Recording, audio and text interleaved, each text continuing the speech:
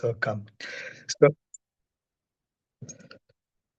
all right. So good morning, good afternoon, good evening, wherever you are, and hope you have had a good day so far. And if your day is only starting, hope it will be a pleasant day. We are here together in the Global Summit Watch Group, which has been established for some time now, in which we look at different global processes, civil society engagement in these processes, in these places, and we see how some of this impacts both in terms of the work on the ground, but in terms of how our engagement with governments in these spaces is also either evolving or redressing. But let us begin.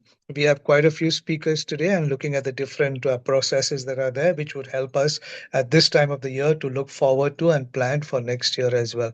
So let me then begin by inviting Anselmo Lee to be able to first give a brief introduction before we go on to the speakers. Anselmo? Thank you. Let me put,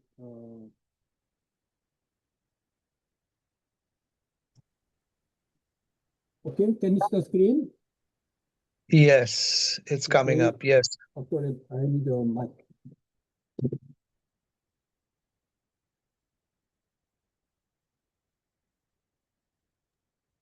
Can you hear me now? Yes, you're still muted, but a little bit. But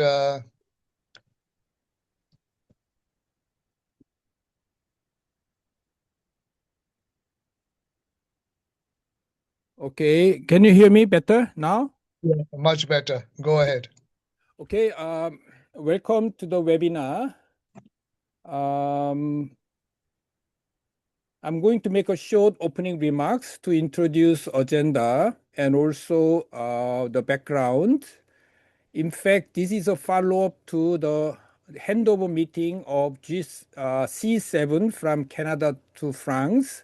As you know, this Global Summit Watch, this is an international network of individuals and CSOs engaged in global summits. It's not only G7, but also BRICS, G20, and other UN meetings to play the bridge role, among those engaged, those summit, because agendas are interlinked and also challenges are very much common for all, So focusing on monitoring and process and facilitating dialogue, not directly advocating per se, So there is a purpose of Global Summit Watch. And through consultation and update and information and knowledge sharing, as we are doing now, as through the webinar. And I'm one of the co-conveners with Aoi Horiuchi from JANIC, and Enrique from Brazil, and also Arjun Kaki from Nepal. So as you know, all the major summits have ended, starting from G7 Canada and BRICS in Brazil, and also G20 South Africa. A lot of scandalous news, especially South Africa, So I think it's a time to stock taking. What happened? What are the implications in terms of planning for 2026? So briefly, those who are not familiar with the structure, this is a very complicated structure of the G20 because of expansion of BRICS. Now BRICS has 10 members. Original 5 plus Indonesia, Egypt, Ethiopia, Iran, UAE.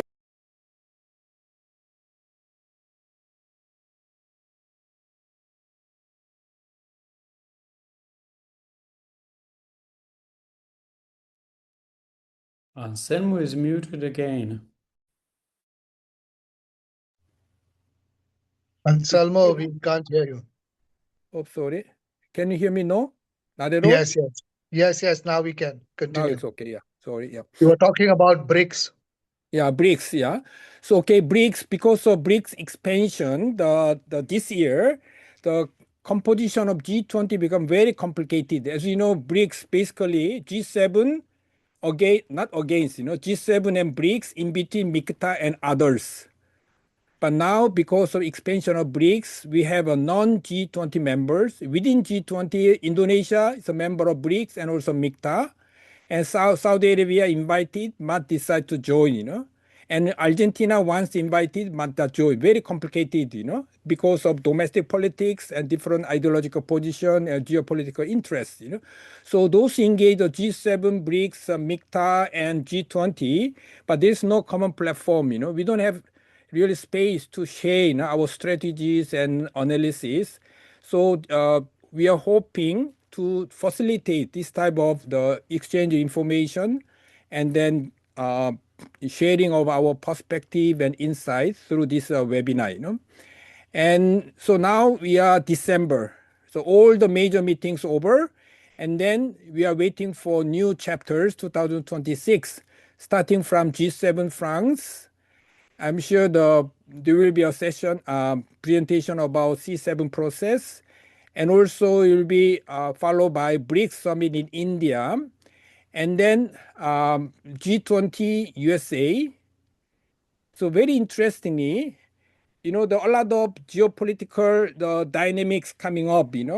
There was very surprisingly the last week, there was a summit between France and China.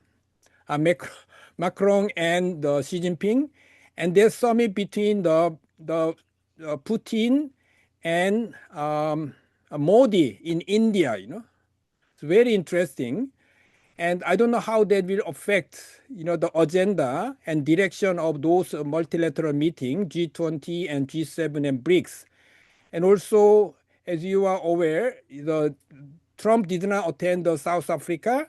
And Trump decided not to invite South Africa to G20 summit next year. I don't know how this will affect the dynamics.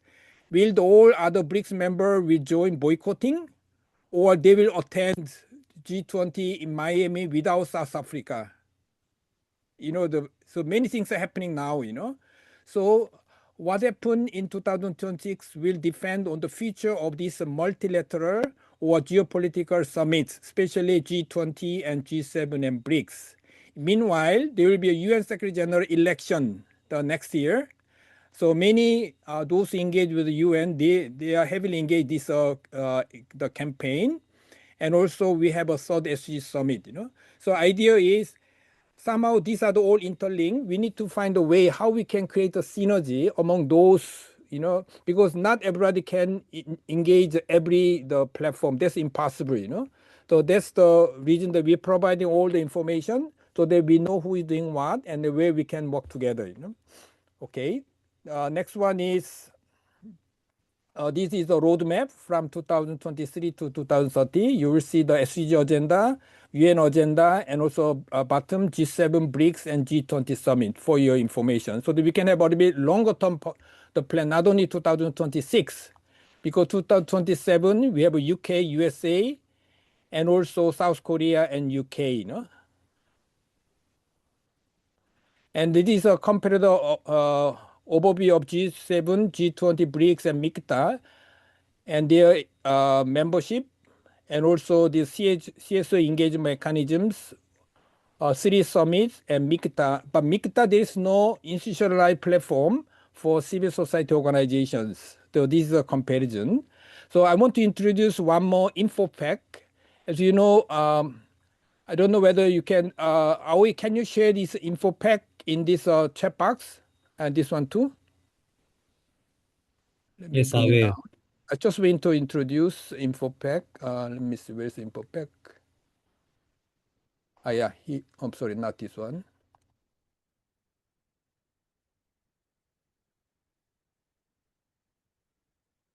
Sorry, not here.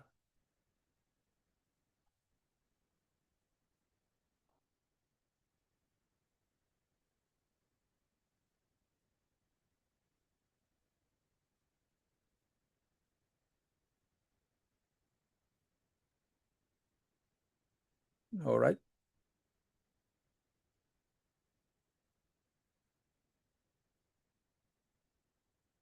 Okay, so this is I just updated today. This info pack includes some useful information. And first, a list of these all the acronyms we are using, the summit and UN, and all these global summit schedule to what happened 2025, And then you will see once again the schedule of the major summits and conference from 2023 to 2027. I already introduced in the PowerPoint. This is a history of G7, G20, BRICS summit.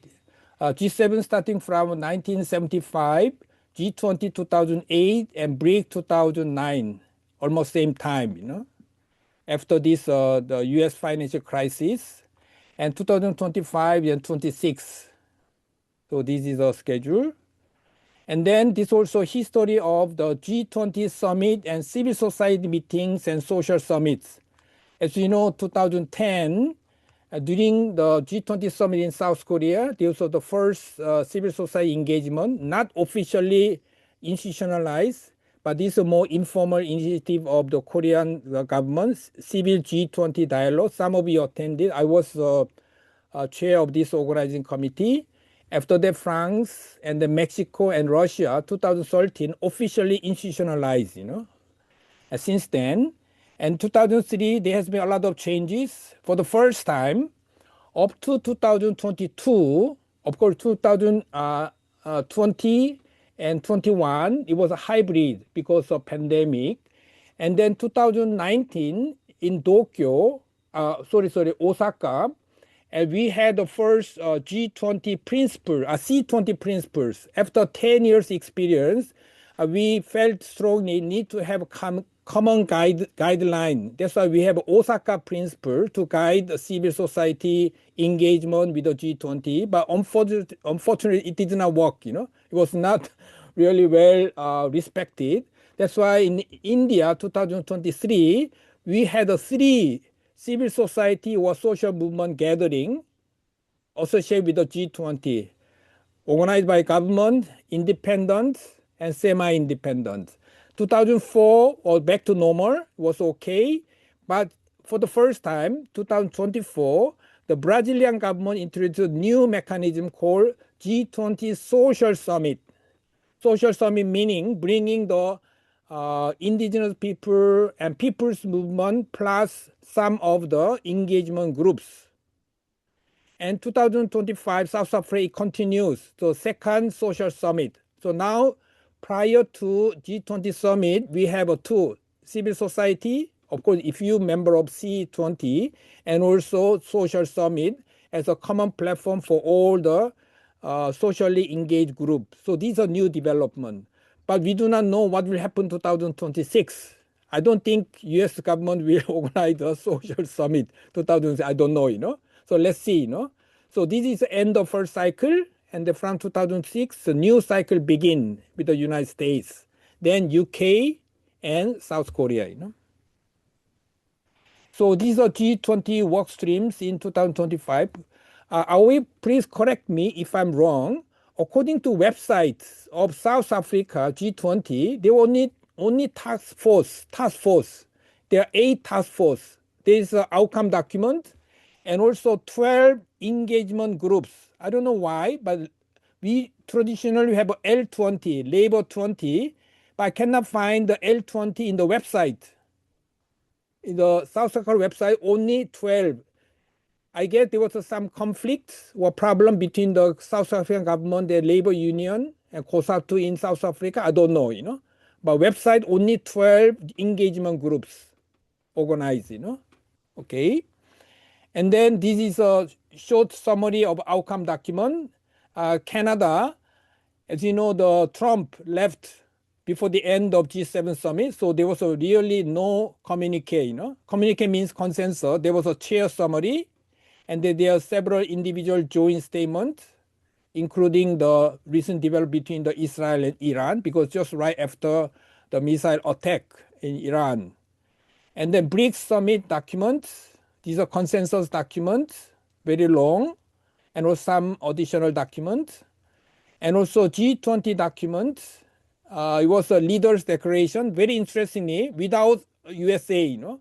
South Africa, in the opening session, they adopted this Johannesburg, the leader's declaration without United States.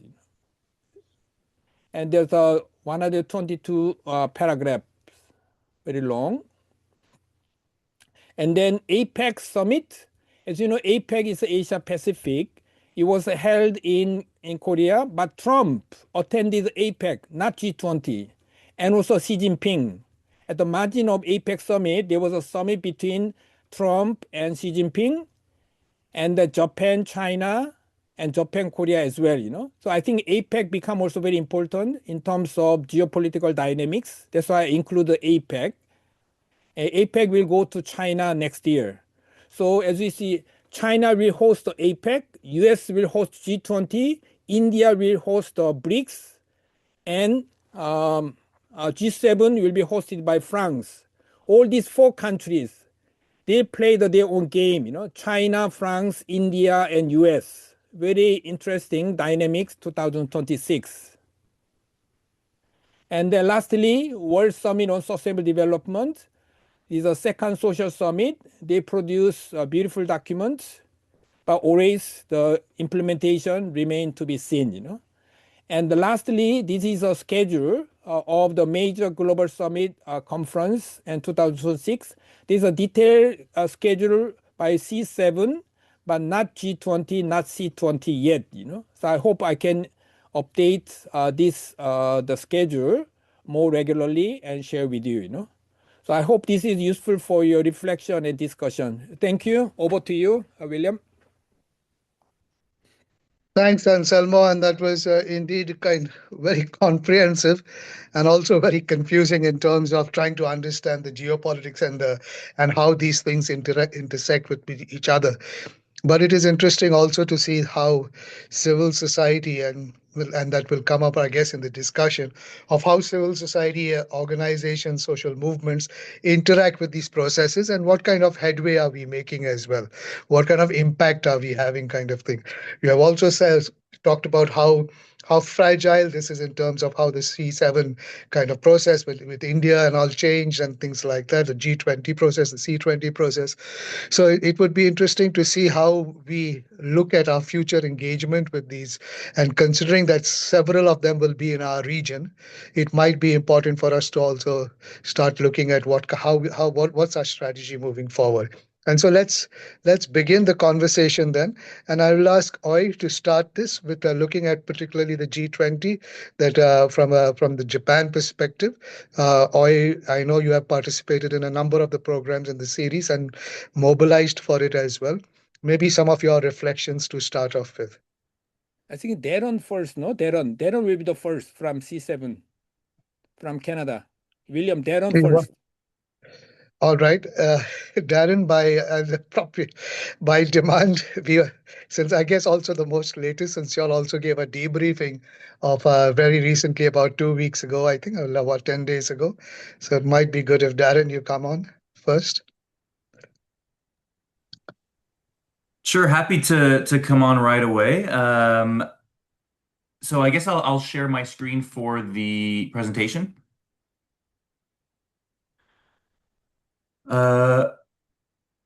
First of all, thank you so much for having me here talking about the C7 process. Just wanted to make sure that you can see my screen.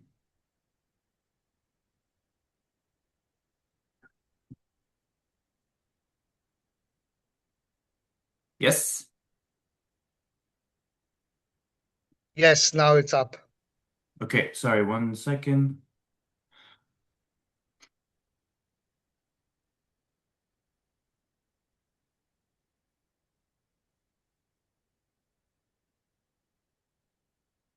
Can you still see it? So I wanted to comment first of all on the G7 process that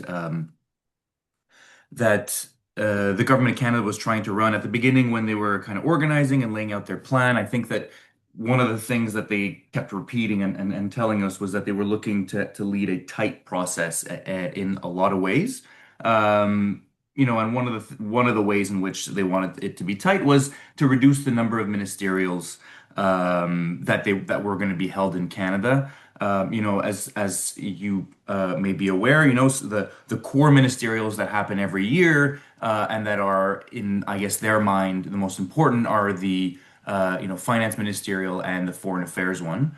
And so that those apart from those ones, they only held five other ministerials, and some of them were five ministerials, and some of them were on the margins of other global gatherings as well. And just to come back to what Anselmo was talking about um, with regards to the lack of communique or yeah, and I think what their aim there was to get a few quick kind of wins. And so that's the reason why they went with the format of the chair summary, as well as a few kind of signed documents together. And that was a format that was kind of rehashed from that was used also in the last French presidency in 2019. So to get back to our C7 process here, we set out. We just had the handover last week, about a week ago, or just over a week ago. But last year at around this time, we set out with a few objectives, I would say, and that are laid out here on the slide. And we really, I think, in a lot of Sorry, yes, Darren. If you are making reference to slides, I don't you see don't see anything. them? Okay. Not yet. It's not shared. I don't know the others. Okay. So sorry about that. Let me see. Let me see if I can do that again.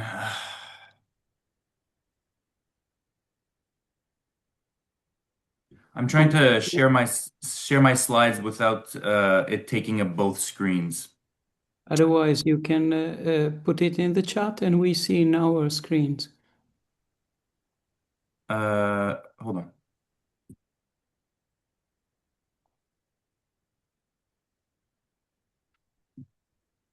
How about now? Okay, I see it. You Okay. do? Yeah, it's All fine. right, great. Okay, a little hiccup, but that's okay.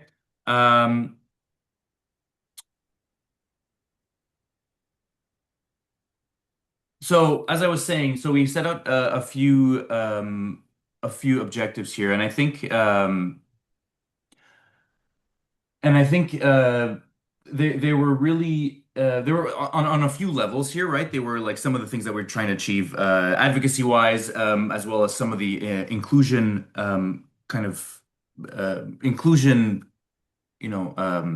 values that we're trying to project as well. And one of the things that, of course, is relevant to this conversation is how can we align with other global agendas, multilateral processes, and have really some coherence in our advocacy and in our messaging. And thanks to structures like the Global Summit Watch, I think that really facilitated this objective. And so our process this year was really, structured around four working groups, as you can see here: economic justice, humanitarian action and peace, sustainable development, and climate, energy, and the environment, which were all led by by really great international coordinators that really, took the content forward and were really experts in their field and helped us as C7 presidents a lot this year. And these were kind of complemented by cross-cutting thematics of gender equality, technology, and civic space. And so here this is kind of a timeline of some of the things that we did this year. Obviously, it's not everything. I tried to fit it on a slide. But one thing that we really did was we front loaded the production of the communique to the first, as to get it out as early as possible, to get those messages out, those coordinated messages out, in order to spend most of the year really focused on advocacy and focused on, getting our messages out there to the government of Canada, to the different G7 decision makers, with the hopes of influencing those conversations. And I think that this was a really good decision, and I think that I hope that this is kind of a decision that's replicated in the future as well, is to really focus. Yes, the messages are important. Yes, that coordination, that convening power is really important, but to use that to really focus on the advocacy and make sure that our messages are heard loud and clear by G7 decision makers. And we had a chance to attend the G7. So we had the C7 summit, which I'll talk about in a second, but we also had a chance to attend the G7 summit in June in beautiful Canadian Rockies. And while that was a good experience overall, I think that there were a few points of concern from civil society.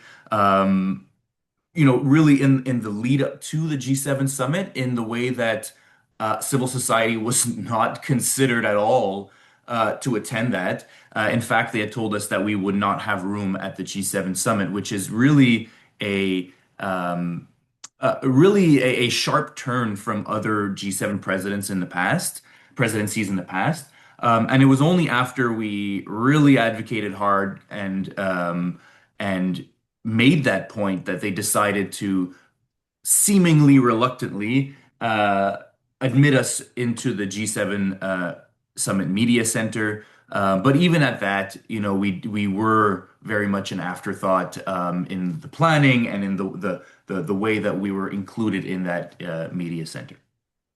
And so I would hope that future G7 presidents do plan for civil society to be there from the get-go. And I think it's important. I think we are, as civil society, an important accountability mechanism that can't be an afterthought, and that must be as part of the design of that summit. Of course, we had the G7 Development Ministers meeting, which was another important one on the margins of the World Bank annual meetings, and a few other meetings, as you can see here. This was in Canada, particularly domestically in Canada as well as internationally, a particularly, I don't want to say difficult, but maybe a little bit more complicated year. We did have elections. So for the first, we had a election period, which is short in Canada, but it was preceded by a period of political uncertainty here in Canada. So for the first 4 months, for the first, 4.5 months of the year, government officials were really not comfortable engaging with civil society, with the media, and so some of those meetings and some of that advocacy was really difficult. As well as, there was a lot of uncertainty globally as well, with crises and USAID retreat and other things like that. So this year, as I mentioned, our publications were, our advocacy was really focused around the C7 communiqué and that the using that as kind of our calling card. And I think, and that was, brought together, like I said, those 4 thematic working groups. And in addition to this communiqué that I will drop in the chat after I'm done speaking, we did have some thematic policy papers that were put up on the website and that were shared through social media and around some of these topics here that you can see on the screen. And those really complemented the communiqué and did not try to replace it at all. The C7 summit was held in Ottawa on April 14th and 15th, and really served as a way to kind of launch the communiqué to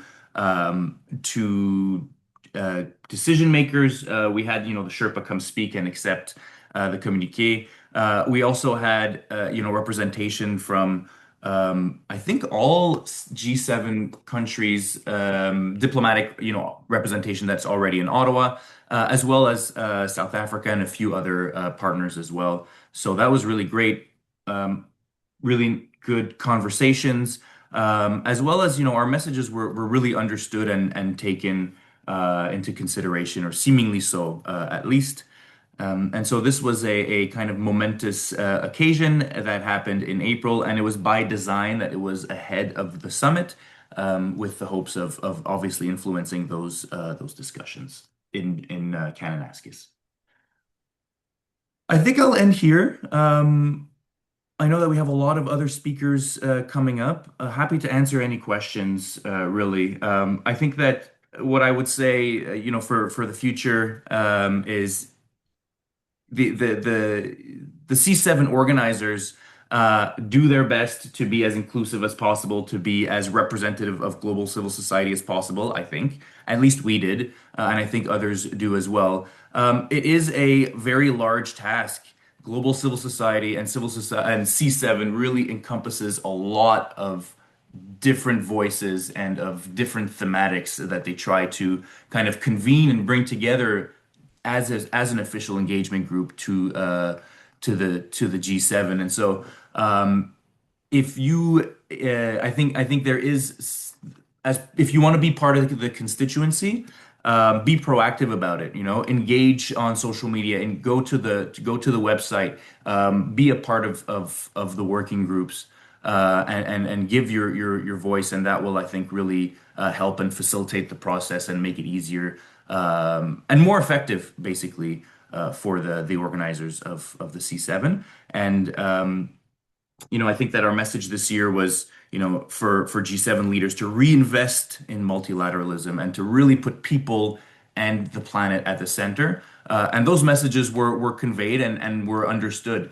Now, this is a long-term game, and let's hope that let's not call it a game. It was a long-term process, and we're hoping that if we repeat these messages or similar messages, that we will inject coherence and that they will finally be implemented as policy in the future. Thank you very much, and back to you, William. Thanks, Darren. Let me just see very quickly. Does anybody have any burning question or reaction or inquiry first before we move on? If I could see a show of hands, then that would be good. It doesn't look like at this stage. So let me then move on to the next speaker. And maybe this time, Oi, you can come on. And thanks, Darren, for pointing out both the success in some ways of how the engagement was, the proactive kind of engagement that you all had, and that also at the international level. And I do admit that there was quite a lot of engagement during the year as well. And thanks to the steering committee or the committee that was put together, that was keeping us informed about what's happening and next steps and things like that, and a very good debriefing a few years ago kind of thing. So great work on that, much to be learned of how to navigate the challenges as well. So let's just go now to Oi on the G20 and South Africa 2025 and beyond. Thanks, William, and hi everyone. This is Aoi Horiuchi from Japan Angel Center for International Cooperation.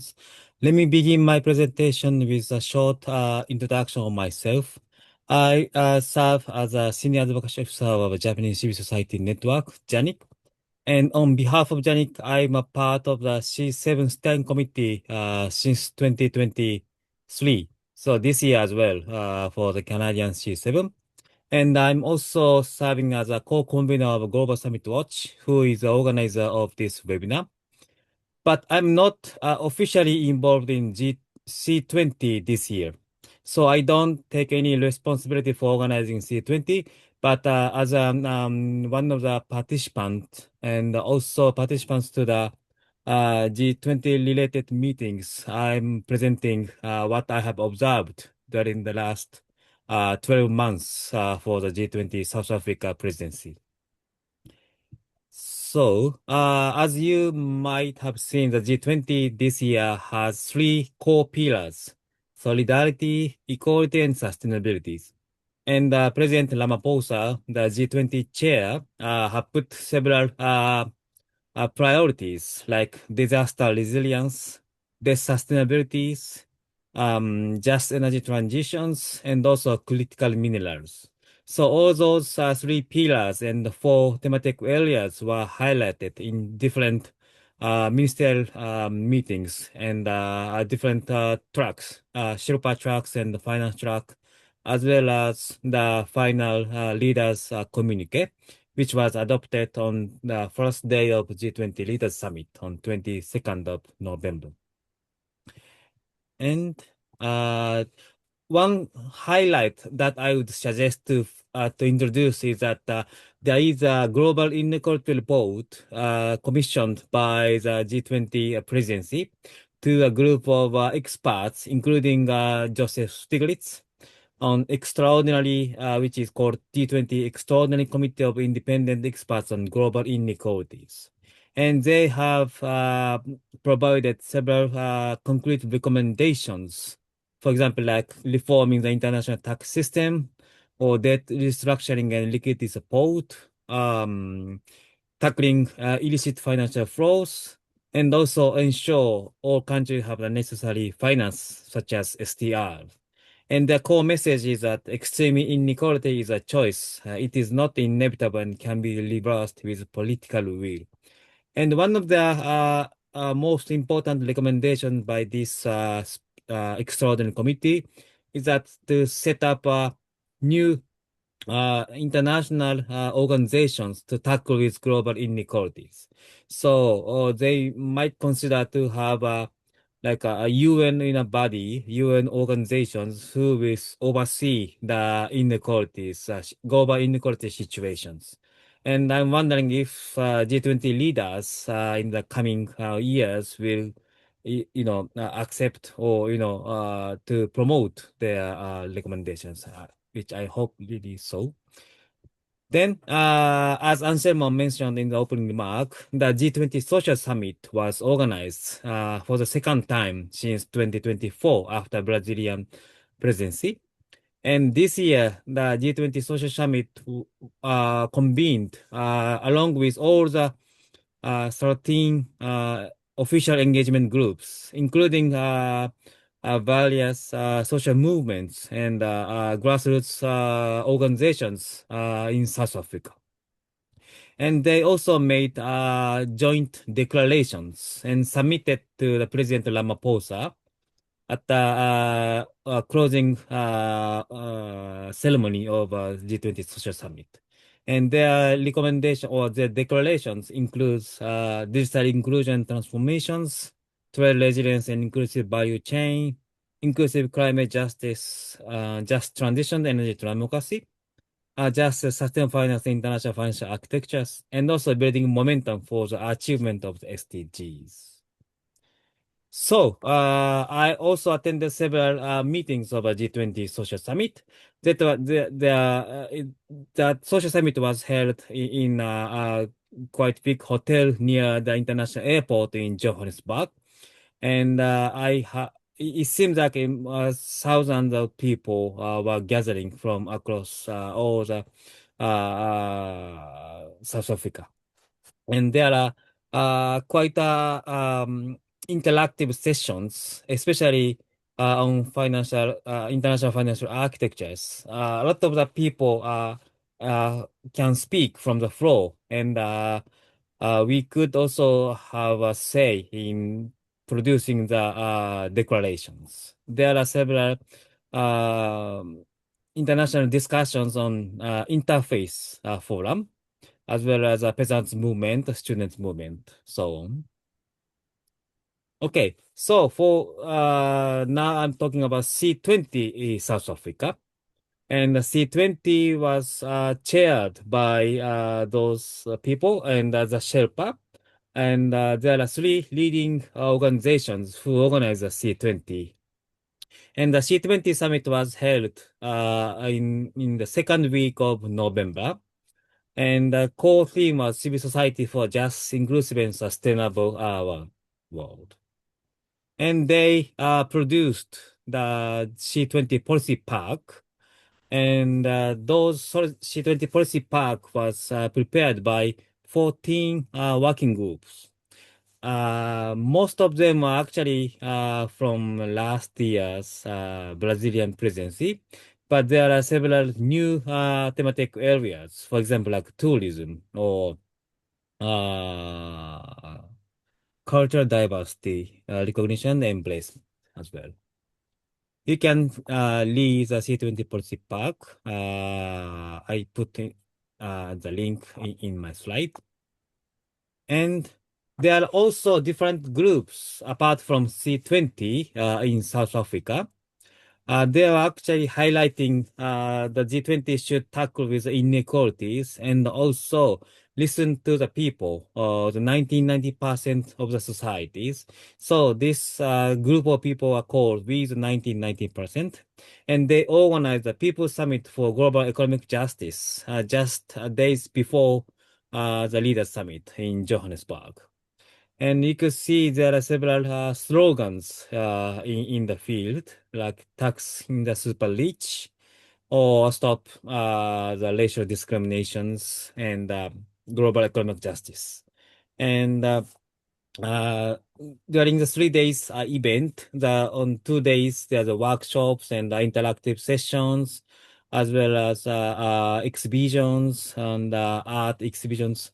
And on the last day, there's a big concert was organized, and a lot of strong message from the bands and singers were distributed and shared among the participants. They also published declarations, the Johannesburg declarations. We claim the future, the 1990% rising for just world. And they also published the 10 demands to G20 leaders. I will skip it for the sake of time. And there are quite good social movement or activism. For example, like that campaign by Glasgow Action Team, they put projections mapping on the Johannesburg City Council at night and light up the city building, promoting their message to drop the debt to the G20 leaders. And now let's talk about next year's G20 USA. As Trump administrations put it, they wanted to put G20 discussion in back to origins, which is about economic corporations. And on 4th of December, the U.S. Secretary of State, Marco Rubio, published those statements. And they said G20 in USA will use 4 working groups and 3 key themes: removing regulatory burdens, unlocking affordable and secure energy supply chains, and pioneering new technology and innovations. And the first Sherpa and Finance Track meeting will be held next week in DC, and followed by a series of meetings throughout 2026. And it seems a quite short message, but there are strong words towards South Africa after this statement. And it's quite interesting to see how South African government responded. And I put the link and highlighted in yellow. So I recommend all of you to read the message by South Africa. And we are not quite sure if, G20 USA will organize the usual process like G20 development working groups, or they even going to organize an engagement group. So we are not sure how C20 will be organized in the US. And we are also wondering if there's a G20 social summit will be held in the US under US presidency. So I think as a civil society, we should think of another strategies to focus on other opportunities.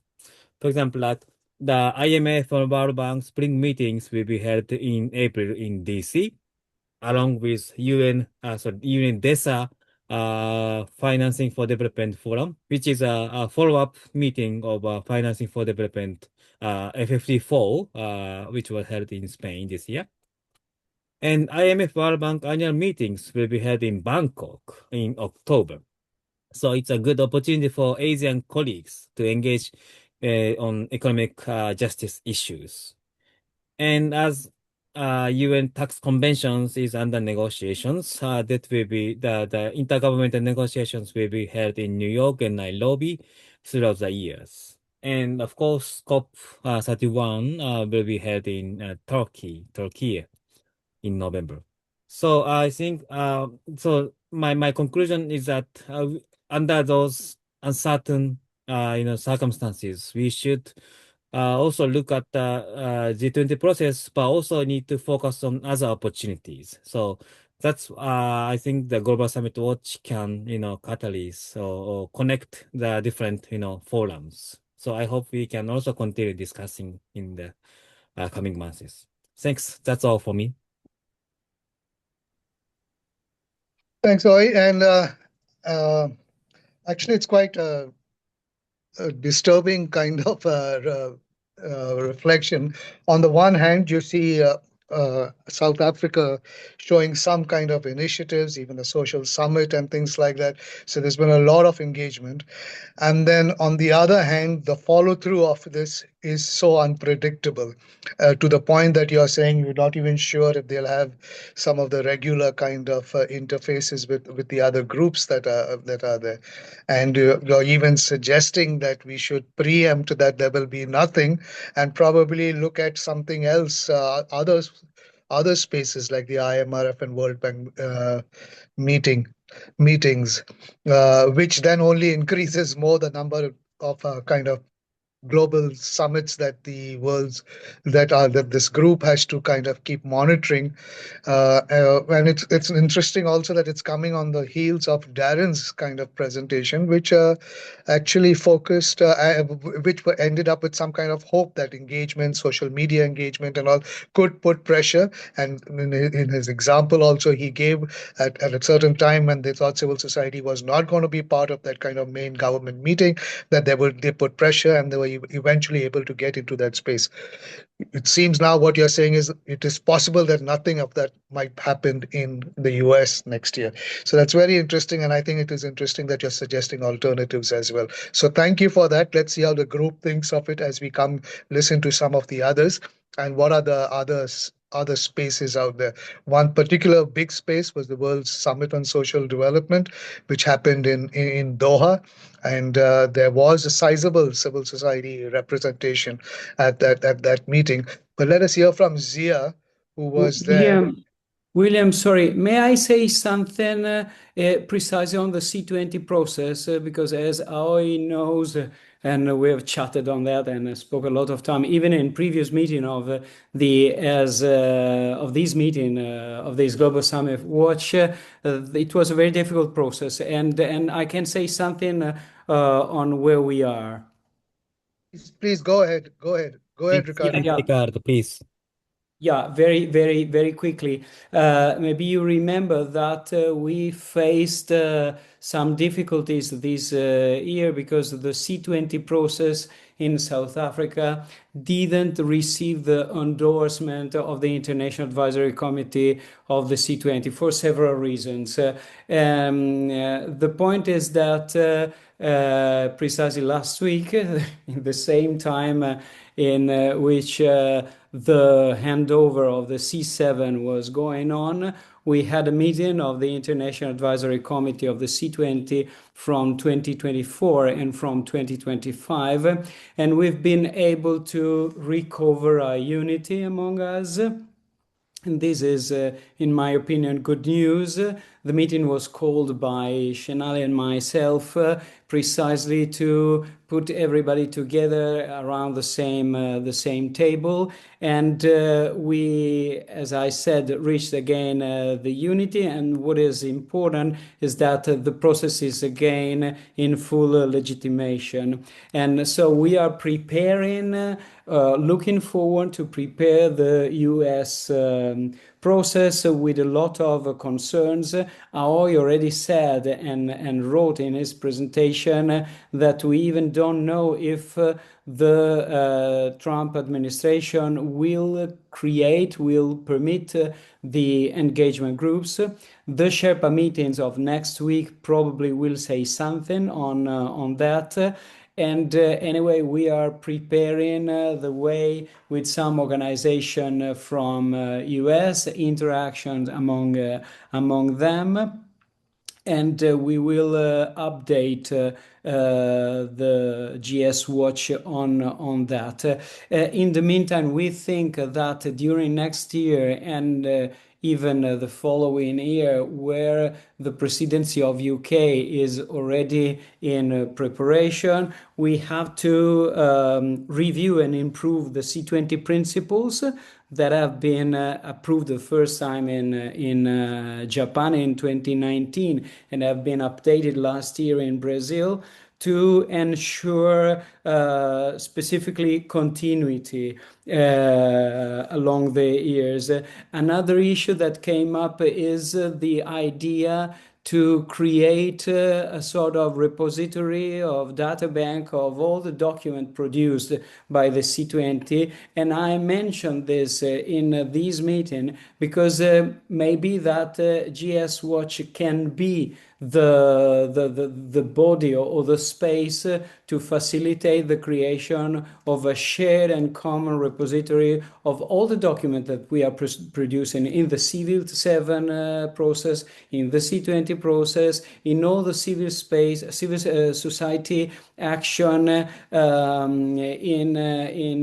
a parallel way to the global summits. And yeah, I would say that the last point is on the G20 social. We, of course, don't know what will happen in US. Probably it won't be held by the Trump administration. And there are some question marks about the possibility to have it the following year in UK. And one of the main challenge on that is who manages the process, because in Brazil, for instance, the process was practically led by the government and was mainly a national process. Something changed in South Africa this year, and we think that it's important to have a G20 social on condition that is really led by the engagement groups. Otherwise, it will only weaken the process of the engagement groups like the C20, where the level of reflection is particularly good because it is the result of steps made month by month according along all the year. I would just say that to give this, that I think is very good for us, is a very good news that we are together again. It is human sometimes to find difficulties, and it is good to be able to overcome that and to go beyond and go further and forward, and this is what we are doing. Thanks, Ricardo. Thanks for those ideas, and particularly thank you for the idea on the repository. I think that's a fantastic idea also, as we look at these different kind of processes to see how we bring all the information and our engagement, our statements and all, bring them in one place, which might be a good way of looking at how to prepare for the next steps as well. And thank you also for the in the C20 dimension, we have been able in the last years to have the same website that contains the previous edition. We had that in this C20, and we have not that for problems with the provider, but we can think to have a common and shared repository, including all the different action we have as civil society. True. And thank you for that. And thank you for the last message of motivating us as well, that despite the challenges, we move on. And you can see Anselmo has therefore put that picture of the G20 for next year, which says the best is yet to come. So let's see. All right. With that, we move on to Zia. Yeah, thank you very much indeed, William. The best is yet to come is quite scary, one of our colleagues wrote in the chat. And this is, of course, very scary, but let's see what happens. Should I share my screen? I think I'm trying to share my screen. You say, okay. Is it okay? No, no, yeah, we've got your screen, but you've got to open the document. Yeah. So Thanks, Darren, for joining us. is it okay now? Yeah, looks good. Okay. Thank you. Thank you very much. So generally, I am what I am sharing with you is not only my thoughts, but thoughts of several civil society actors who attended the World Social Summit in Doha in November. And a large number of civil society group was supported by GCAP.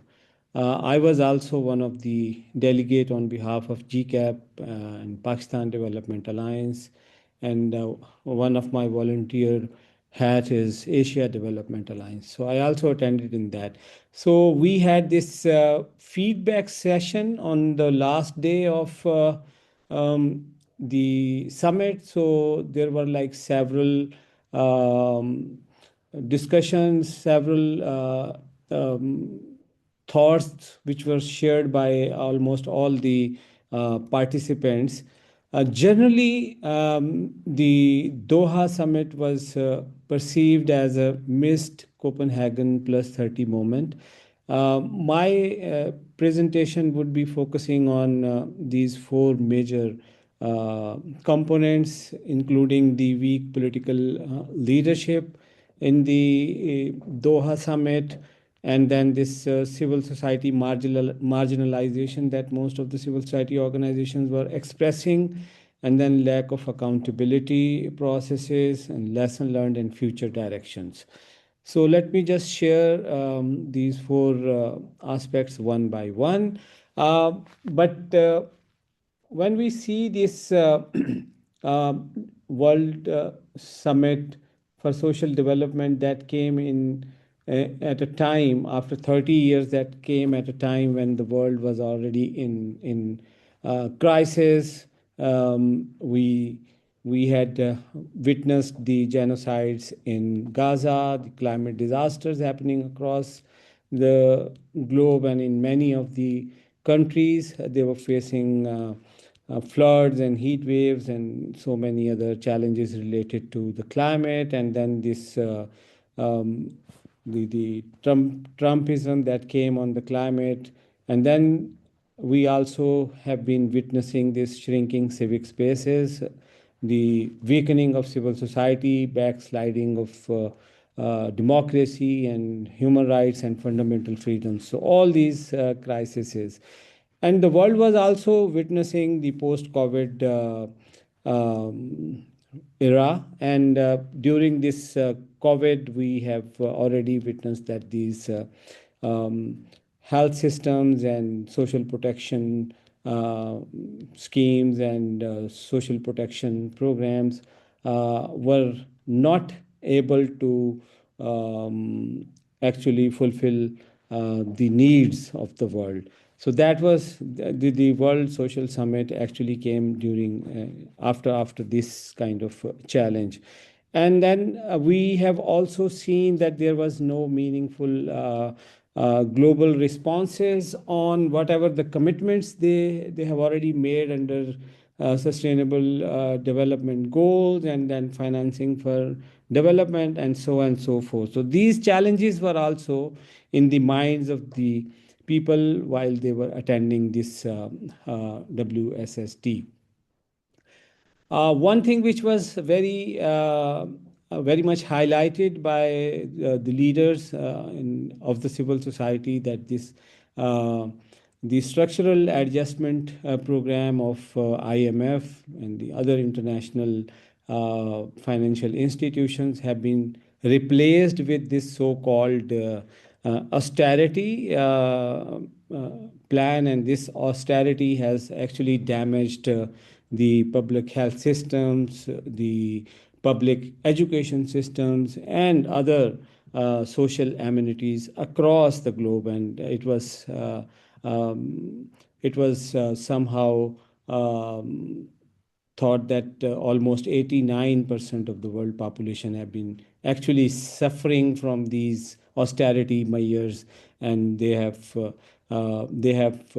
now challenging environment concerning their health and education and social protection.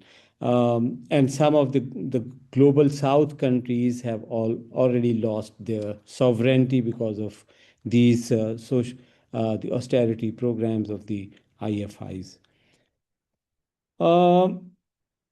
This has been noticed that this summit was having little political presence. Only 40 heads of the state attended the World Social Summit. If we compare this with the first summit in Copenhagen, there were like 117 heads of the states and almost 173 delegates from the government. So unfortunately, in the WSSD 2 in Doha, we haven't seen a representation from the global north much.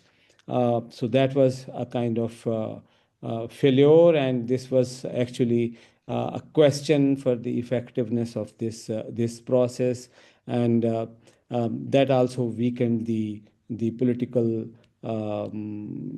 declaration as well, because although the declaration was agreed upon much before the summit, but still the presence of the heads of the states might have been given, more power to whatever the commitments have been made in the political declaration.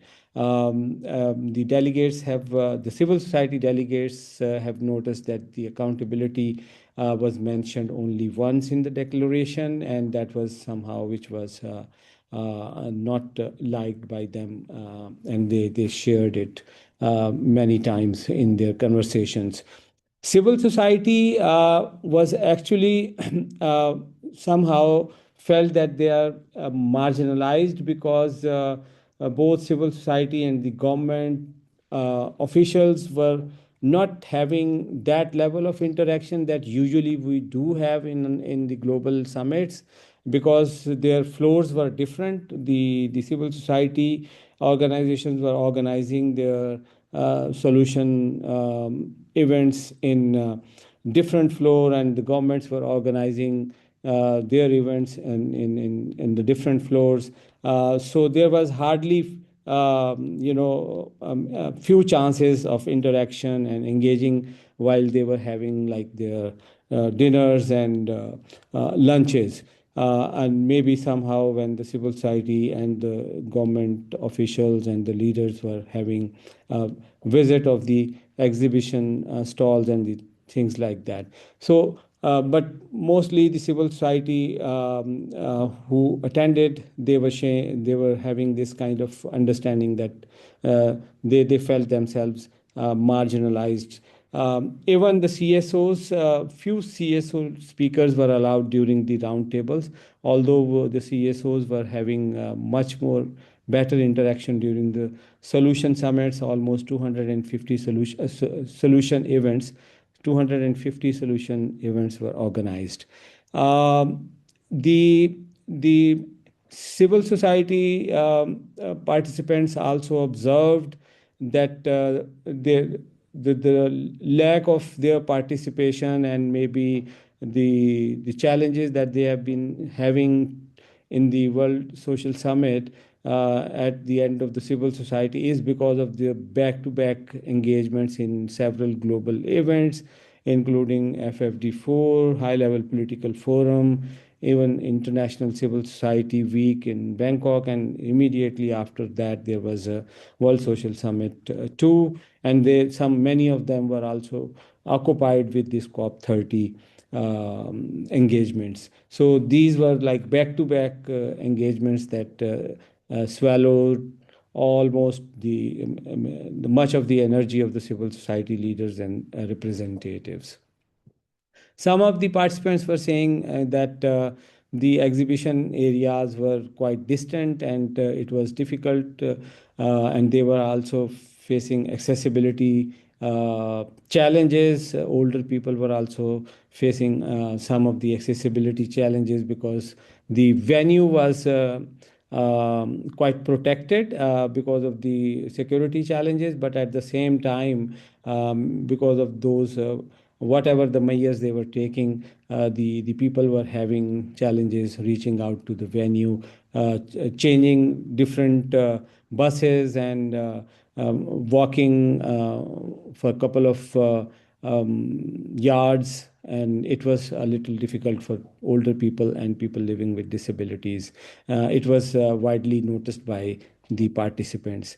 It was also noticed that the media gave limited coverage to the World Social Summit, and much of the coverage was being given to COP30. Even on the last day of the summit, the international media covered COP30 instead of the World Social Summit progress and initiatives over there. So this was also noticed that this time the World Social Summit was almost a corporate capture, because corporate organizations were like quite dominated in much of the high-level meetings as compared to the civil society organizations. And even among the civil society organizations, the bigger large INGOs were having more spaces, and they were actually they were engaged in various solution events and roundtables much more than the grassroots level organizations.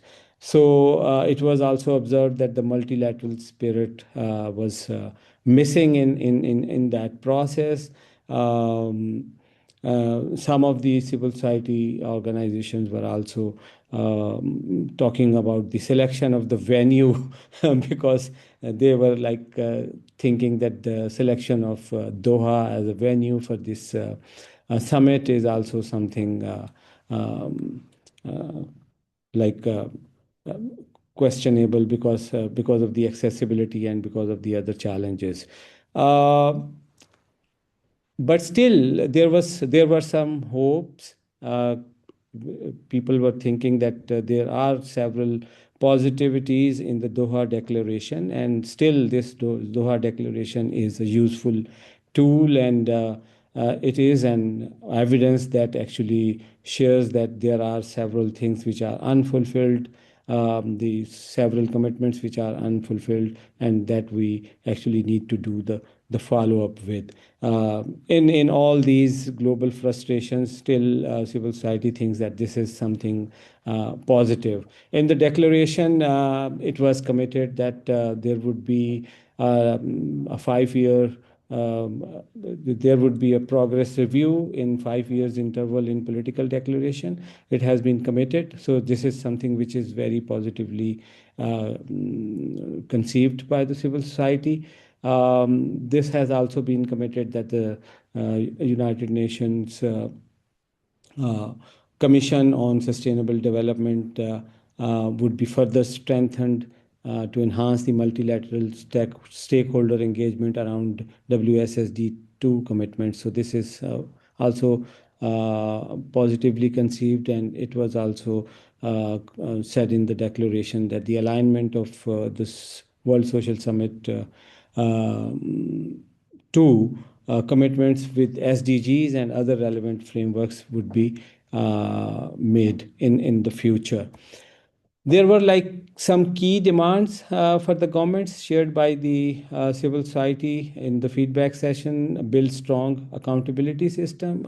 They demanded from the government, and then they also demanded this universal social protection floors be ensured, because the summit also actually promised so much on the social protection floors, but it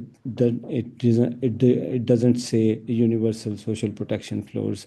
Free public funding from austerity, because austerity was criticized a lot, even in the main civil society forum, and it was one of the major demand. Then it was demanded that we should actually initiate, because the multilateral systems initiated by the states are not fully delivering the results for the betterment of the humanity. So it was a demand that we should initiate a citizens-led multilateralism. The process was not discussed, but this was one of the suggestions. For the future direction of civil society, there were like certain suggestions that we should actually enhance our internal coordination. The civil society platforms, forums, organizations should enhance their internal coordination. We should better plan advocacy interventions during these global summits, and we should also support grassroots level mobilization, because what is happening at the global level is not being transformed and translated into the grassroots level during and after such events. And then on the civic rights and spaces, there was a strong feeling that we should reclaim our collective power again. So thank you very much indeed. You may have some questions, and Ingo and Gabriele, I think, may share more on what I have shared about WSST. Thank you. Thanks, Zia. And again, quite a mixed bag of reflections. On the one side, some kind of civil society engagement, very clear civil society demands. But I see that part of the looking forward is also a suggestion that civil society must be more organized in our advocacy.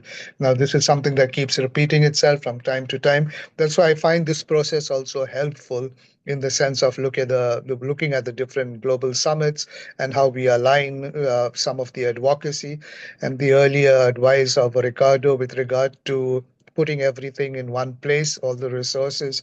I think that would help in the both the capacity kind of civil society from ground up, knowing what to knowing what has been said and how we can engage. I like also the idea of multilateralism, but civil society led. So that's interesting, and it would be interesting to see how we can break that up into really a program of work, of operationalize that. But let me come to, I know, Gabriele, you said that you would speak last, but I was wondering if this would be a nice time just to follow Zia with some of your own reflections on the World Summit, on the World Summit on Social Development. Let me introduce Gabriele as well. She is from Women Engage for a Common Future. Gabriele, you want to come in here?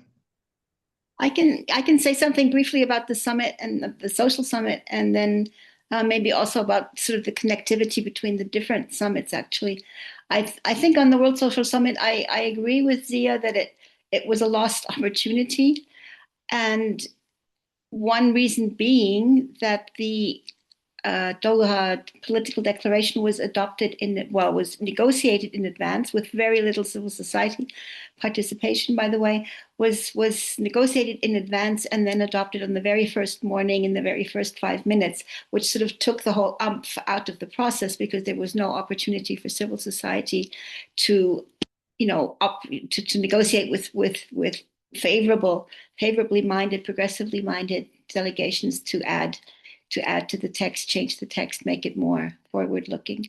That, but connects to my broader comment. Maybe I'll just go right into some more general comments right here. Is that to complement what Anselmo and Zia and others have already said, with this global environment, with the climate catastrophes, the political catastrophes, the closing of civil space in almost all countries that we're watching, is the issue that the rules-based order has just been overruled. I mean, both in terms of international and national conflicts, the Charter of the UN doesn't hold anymore. Countries don't abide by it. And even at other levels, at plurilateral levels, at the WTO, tariff agreements don't hold. So the whole notion of what the UN as a negotiating space amongst governments, an intergovernmental space, is basically hollowed out. And we see these new players coming into that vacuum of the weakened UN, the Arab states, which are all of them extremely oppressive to their own peoples and internationally and to the planet. And so having Doha as a venue, as you already mentioned, is of itself problematic. There was no civic space in the geographic sense that we could convene somewhere and put, like one did in other conferences. And I was really struck by the photos from the South Africa Global Summit, where there were street protests, or also from the COP30 later. There were street protests, there were demonstrations, there were, sort of voicing of alternative views, let alone saying, voicing of protest. And this was totally impossible in Qatar, in Doha. And so another expression of the hollowing out of the UN's power is to have to concede to a venue that will not allow for civil society to express their views, either in public spaces outside the venue or inside the venue. So it was a very subdued kind of atmosphere. I thought it was ironic. Those of you who are into the fine arts, there's a big, beautiful sculpture by a progressive feminist artist, and it's a big spider, and it actually represents feminist autonomy and rising up against patriarchy, if you will. And that was sort of the convening space, the crossroads between all the different meeting rooms. But I don't think that, and so it's a visible monument that the government of Qatar has put there. I don't think that they were aware of that symbol, and only those who could sort of read behind the lines could have seen, this is a bit of a protest symbol to all of us. Anyway, so the UN is hollowed out. It concedes to having meetings in spaces that are not at all congenial to having a Copenhagen kind of moment. So that was sort of, in a way, we got the best out. I would say I'm a bit less pessimistic than GCAP, I think, because I think we got at least out of the summit social protection. It does say universal social protection in the text about 15 times, which was due to a lot of lobbying by the Global Coalition on social protection floors. It says a lot about sharing care, about this care economy and having to be more equitable in care. So those were two outcomes that were perhaps useful we can build on. But I wanted to also say a bit about what Anselmo started us off with, and many thanks to Global Summit Watch for doing this process. It's so important. This bridge between these plurilateral G20, G7, BRICS, and newly emerging constellations, bridging between those processes and what some of us call the G193, the UN General Assembly, which is supposed to be the representation, with all its flaws, of all of the countries in the world, right? And so for a long time, many of us were saying we shouldn't really, as progressive people, be caving into these subgroupings because they undermine the UN idea. But in the meantime, I think we've all learned with the UN becoming so weak, this could be, depending on politics in each country, this could actually be a road to adopt progressive texts at G20, G7, Global Summit, what's called the G20 Social Summit, etc., and then inject that into the UN processes by those countries who are part of that respective constellation. Now that so many countries, even the United States, are no longer onto this sort of progressive social justice and climate justice kind of thinking, it's of course more difficult to use that kind of, the avenue of using a progressive G7 outcome on gender equality or climate justice or social justice to then input that into, say, a UN summit on the SDGs. Becoming more and more difficult, but I guess we have to keep working on that. I wanted to add one other component which sort of also fits into this Global Summit Watch community, which is the issue of the ODA shrinking monies, the shrinking resources. As far as humanitarian aid goes, I would actually say that this is a crime against humanity to abruptly cut humanitarian resourcing, because people are actually acutely, as we speak, dying of the lack of support to refugees, to migrant communities, to people suffering from various diseases, etc.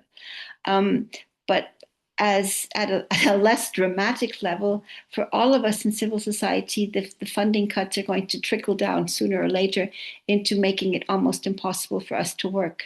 WECF, as an example, has no core funding. Everything that we do is project funded, and the project funding is shrinking. So there are now ideas emerging in different groups of maybe we should not just think about this coalition of Global Summit Watch, but also maybe seeing how we can coalesce when we apply for grants, when we apply for ODA funding from the different donors, so that we're not competing with each other, but actually, there'll be less money. I think we have to, at the moment, accept that as a fact. There'll be less monies coming so that we don't all lose out, but that we sort of coalesce and then join in making applications for grants. And in closing, I think this idea of coalescing around funding applications is part of the bigger picture of how can we deal with this competition amongst the different efforts. And I think we've seen just in this 1.5 hours how many events we ought to be following and injecting our ideas to and putting our claims forward. How many events are happening, how many summits are happening, how many pre-summits and post-summits, etc. And that it's extremely difficult for civil society to really keep an eye, to really watch globally all of these processes in it and put pressure for our progressive ideas. And how can we, what can we do to overcome this competition for space and for time and for our energy, which is becoming more and more difficult to do. Thank you. Thanks, Gabriele. And it's that's universal social protection, and I think, yes, that was one of the highlights, I guess, that we can say we came away with, kind of thing. For us, another issue that we came away with was in the political declaration, we had living wage kind of thing, which is something that we've been pushing out as well. So there were things that we can build on, kind of thing.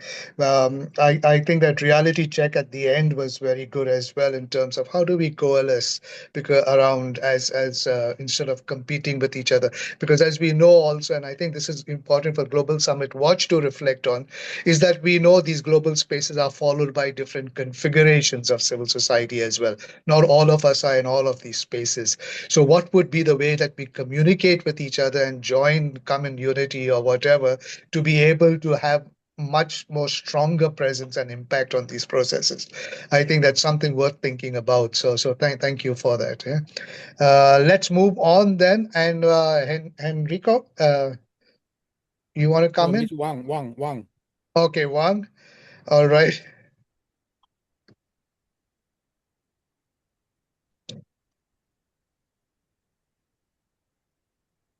Are you there? Let me just check. Yeah, perfect. hi, hello. Wang, yes, Yeah, go I'm ahead. here. Thank you. Yeah, I will share my slides.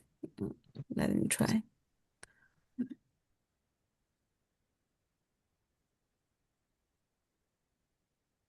Can you hear me? And can you look at the slides? Yes, beautiful. Yeah. Okay, great. Thank you very much to having me here. Because just now we have two colleagues to talk about WSD2, the whole picture about the background and the reflection. So I will focus on how CANGO is my organization name, how CANGO with the Chinese CSOs engagement in this summit. And our focus is from digital empowerment to social inclusion.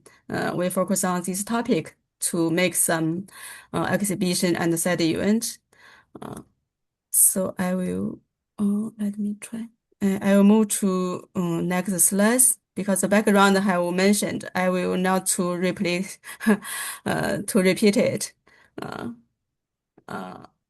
So I from slide here. So this is for CANGO is also first time we join this summit. We will play 3 roles. One is organizer. We take the lead to design and coordinating solution sessions, bring several Chinese NGOs together and stakeholders globally to address digital inclusion challenges. And the second, we also as a convener, because we created a space for meaningful exchange between policymakers, practitioners, academics, and communities affected by the digital device. And the third one, we act as a connector, because frankly speaking, we have no relationship with like cartel countries before with CSOs from this region. So this is an opportunity for us to have this opportunity, take the summit opportunity. We set up some relations with CSOs in this region. And we also bridge the grassroots practice with global agendas. So we organize the two sessions, solution dialogue. One is online and one in person.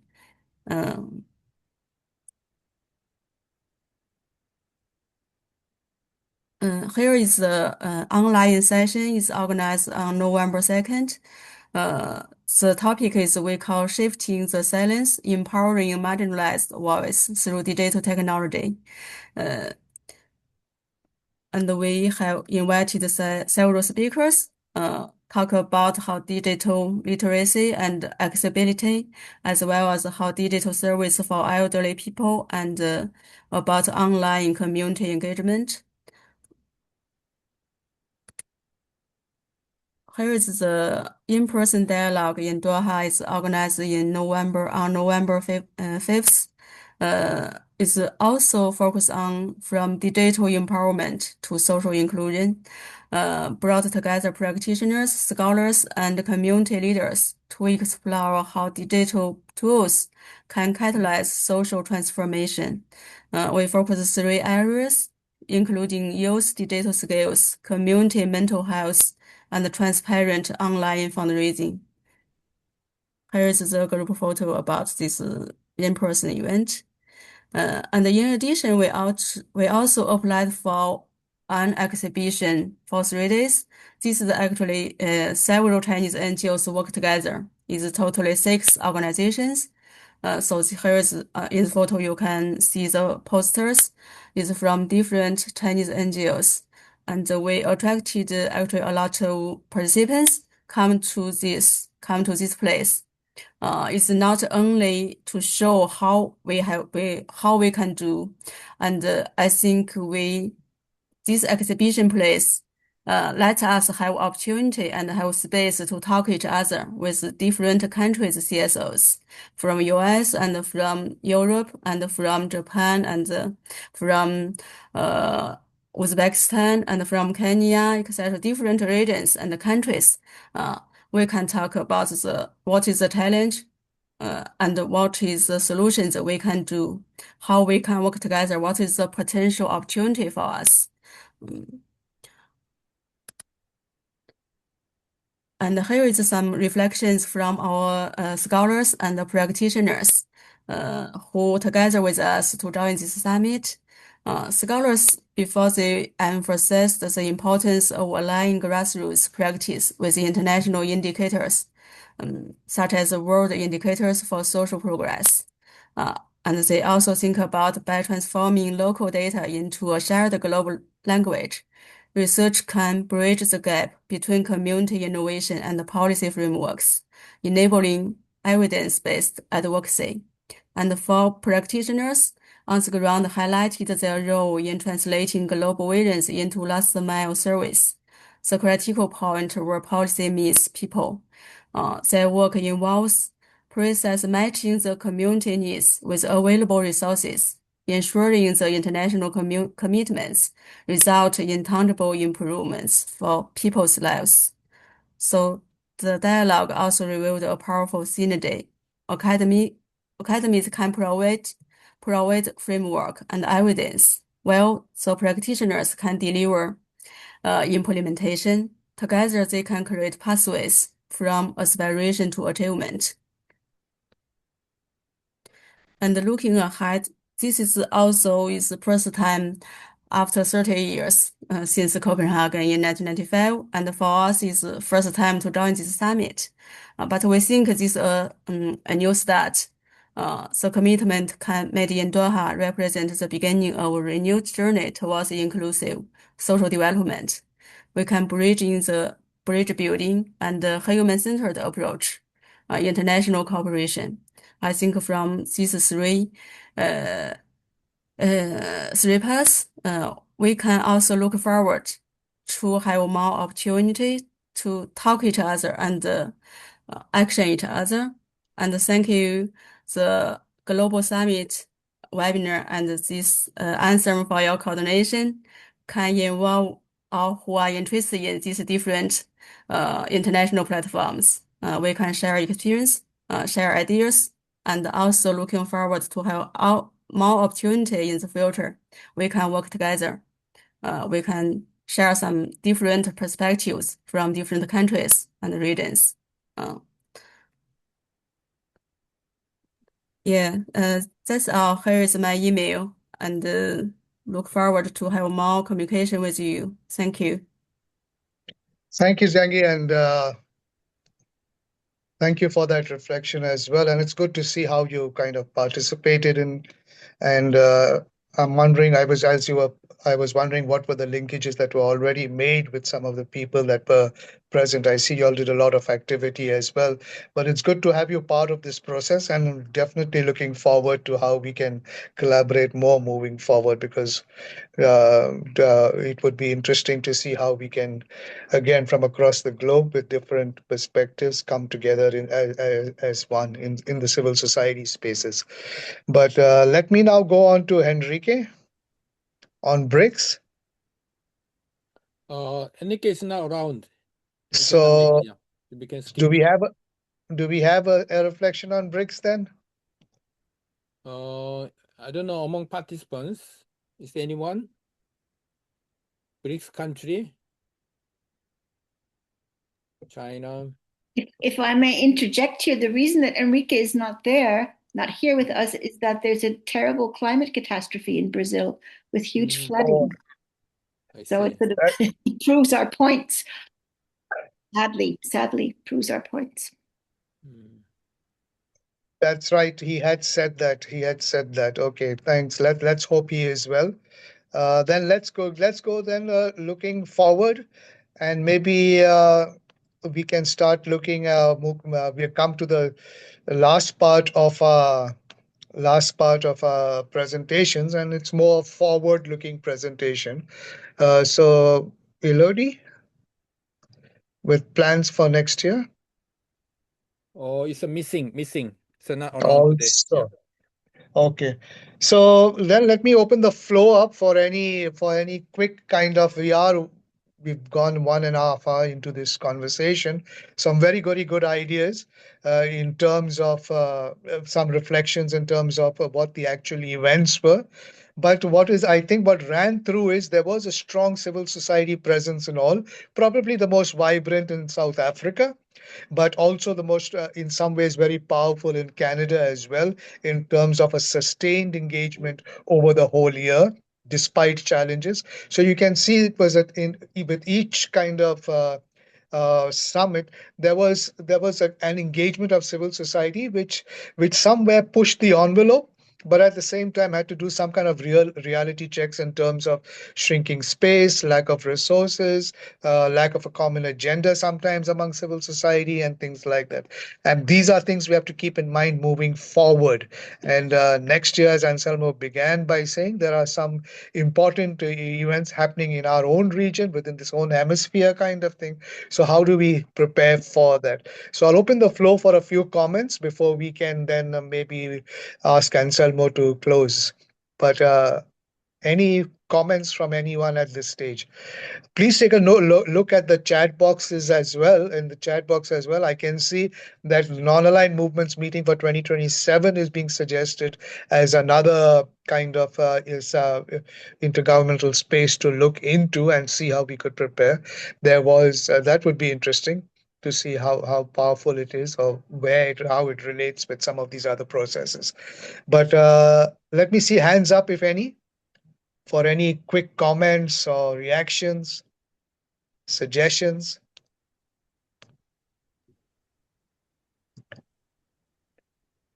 And if I see none, then No, maybe go if ahead, there Ricardo. is any else, just to thank you, to give a big thank to all the people and organizations that have been active this year in facilitating this different processes. And thank you also to who is coordinating JS Watch, because I think that this space is really useful. And a little call to strengthen spaces like that. And this specific space, of course, being aware that civil society is so rich and so diverse that we cannot force everybody in fitting in our room.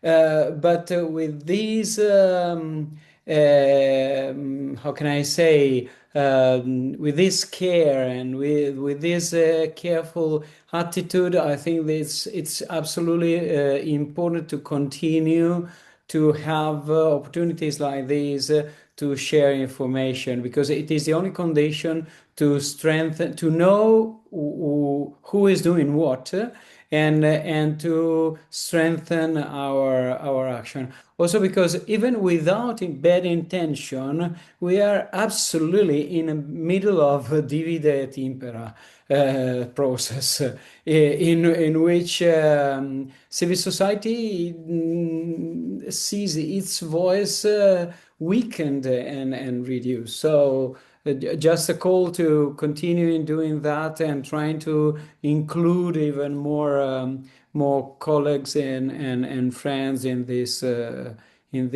process. Repeat it. We have to do that in a very delicate way, but it is absolutely useful to have that. No, indeed, I think, it's good that we have a lot more tools, and taking the suggestion also of Gabriele, yeah, and if we start putting resources in one place, we have those tools today to be able to. We don't have to bring everybody under the same tent or under one tent, but when we have that kind of space to be able to, or the resources in one place, then that's where the exchange will happen, and that's where the solidarities will be built, kind of thing. And at least we'll know who's doing what. We don't have to carry like Atlas the world on our shoulders, kind of thing, but we can share that. And know who's doing what, kind of thing. So this is a fantastic space, I feel, that we are coming together like this. And definitely it's we need to bring in more people, even as we look at more intergovernmental kind of spaces. But we need to bring in more people, and I dare say we need to bring in more young people and more women. So that would be really something to motivate and to energize this movement of ours. But now let me hand over to Anselmo for some closing remarks. Okay, thank you very much. There is one question about MICTA from Ms. Wang. This is a new animal. MICTA stands for Mexico, South Korea, Indonesia, Turkey, and Australia. These are the so-called middle power diplomacy. They are members of G20, not belonging to G7, neither not was a BRICS. So these are 5 countries. But Indonesia decided to join the BRICS. So Indonesia double membership. It's not a summit. It's a more ministerial level. But they do have a summit during G20 meeting, at the margin of G20 meeting. So it's still operating, but it's not strong, not homogeneous. But still, they meet regularly in the name of the middle power diplomacy. Thank you for all the contributions. I want to make 2 suggestions, very concrete ones, especially for Ricardo. So when you have a C7 process in France, C7 is, of course, G7 is an exclusive group, but not C7. C7 is open to Global South, right? So Yes. those engaged the G20 BRICS, they are also, as a civil society, part of C7 process.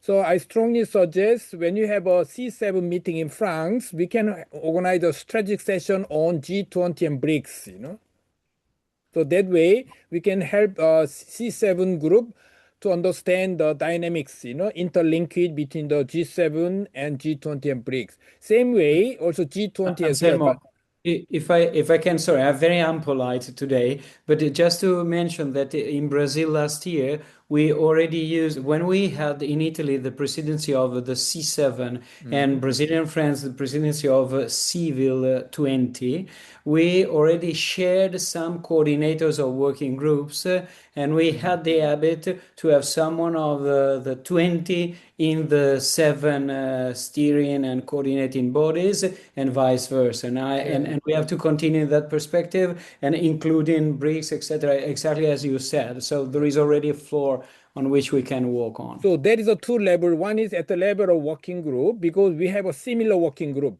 more or less a similar agenda, between the C7 and C20. But I'm also talking about the summit level, G7 as a whole and the G20, because we need to engage, because now things are changing very fast, So now we are really entering into multipolar, the order. So we need to respond to those changes very effectively and strategically. That's why we need to have a more strategic discussion among C7 group and C20. But as you know, we have now 10 countries of BRICS. Half are, the 3 or 4 civic space, but more than half of the country, there's no independent civil society. It's a big challenge, For instance, civil society in Brazil and South Africa, Indonesia, we have independent civil society, but not the other countries. So how we are going to move around? This is a big question, So we have to find a way. So 2026, we have a more spaces, opportunities in France and hopefully United States, but I don't know whether in India and China. China is hosting APEC, India is hosting BRICS. I'm trying to contact some of the Indian CSO, but they are divided, Not all CSO India, they are engaging the BRICS. Some are very skeptical, like Brazil, So we have to find a way, The BRICS is becoming more and more important. We need to also engage in terms of civic space within BRICS, especially Brazilian NGO and South Africa and Indonesian NGO. They have an important role to play, because they are part of this BRICS. And also, SDG, as Gabriele said many times, is a common agenda for all, So how to align those G7, G20 BRICS with the SDG agenda and climate agenda, which is a UN most democratic agenda.